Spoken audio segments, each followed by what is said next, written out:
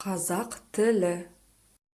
А, Ә, Б, В, Г, Ғ, Д, Е, Ё, Ж, З, И, қысқа И. К, Қ, Л, М, Н, Ң, О, Ö, П, Р, С, Т.